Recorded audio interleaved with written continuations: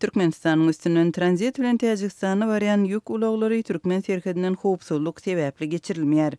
Bu barada Türkmen tarapynyň Täjikistan Respublikasynyň Daşary işler ministrligine uğradan resmi hatynda aýdylýar. Täjikistanyň transport ministrligindäki çeşmäniň 11-nji sentýabrda Azatlyk radiosynyň Täjik gullugyna aýtmagyna görä, bu hatda Türkmenistanyň serhedinde şeýle-de Türkiýanyň, Özbegistanyň we beýleki ýurtlaryň awtoulaglarynyň hem garaşyp duranlygy habar berilipdir. Bu ýurdun häkimetleri neşe trafiginden aladalanýarlar, şonuň üçin olar bu çäräni ulanmaly bolupdyrlar diýip çeşme aýtdy. Türkmenistan tarapyndan Täjikistana uğradylan hatda ulandan bu formulirovkanyň nämäni aňladýanlygy, neşe gaçakçylygynda Täjikistanyň raýatlarynyň tutulup tutulmanlygy we iň esasy onlar çawtolaga serhetden geçmäge haçan ruhsatyň beriljegi ma'lum edilmändir. Iranyň kompaniýalarynyň biriniň wekilleri 11-nji sentýabrda Azatlyk radiosynyň Täjik gullugy bilen söhbetdeş bolup, geçen hepde 20 çemeti Täjikistanly ýük ulag sürüjüsiniň Iranyň üstünden geçmäge we Tehranda uşanbe reýsi bilen öz watanyna uçurly dolanmaga mejbur bolanlygyny gurrun berdiler. 2-nji sentýabrda Täjikistanyň ýük ulaglarynyň sürüjüleri bir hepdeden köp wagt bäri Türkmen-İran serhedinden geçip bilmän duranlygyny habar berdiler. Olar Türkmenistanyň territoriýasyna özleriniň goý berilmeýänliginiň sebäbini bilmeýärler. Sürüjüleriň maglumatyna görä İran Türkmen serhedinde Täjikistana barýan onlarça ýük ulagy geçip bilmän dur Türkmenistanyň gümrügi tranzit gadagançylygyny kommentirlemedi. Geçen hepde İran resmiýetleri serhetde dören bu ýagdaýa gatnaşygynyň ýokdugyny aýtdylar.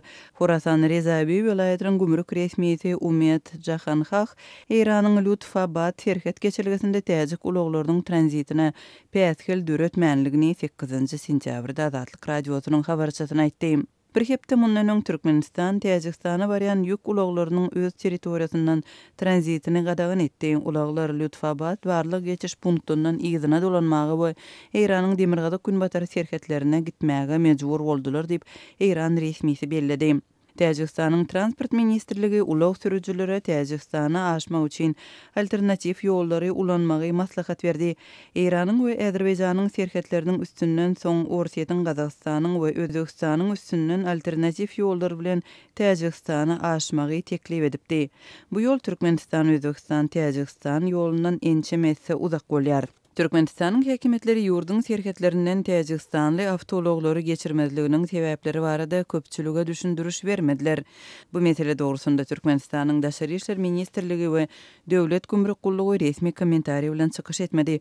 Öz web saytlarynda resmi düşündürüş çap etmedi. Şol wagtyň özünde de Türkmenistanyň ýolbaşçylary ýurdy regionyň esasy tranzit merkezleriniň birine öwürmek maksadyny ýetigderli eglan edýärler. Türkmenistanyň prezidenti Gurbanguly Berdimuhammedow 11-nji sentýabrda ýurtda başlanan Amul Hadar 2018 awtorallysynyň guramaçysy Fransuz sportsmeni Jean-Louis Schlesser bilen geçiren duşugynda hem ýurdun global tranzit we transport sistemalarynyň östürilmeginde möhüm rol oýnaýanlygyny ýene bir gedek nyktady.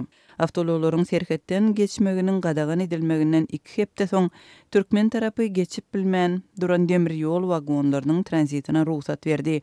6-njy sentýabrda Täjikistanyň demir ýol idarasyndaky çeşme Täjikistana barýan 150 çemeti demir ýol wagonunyň Türkmenistanyň serhedini kesip geçenligini Azatlyk radiosynyň Täjik gullugyna aýtdy.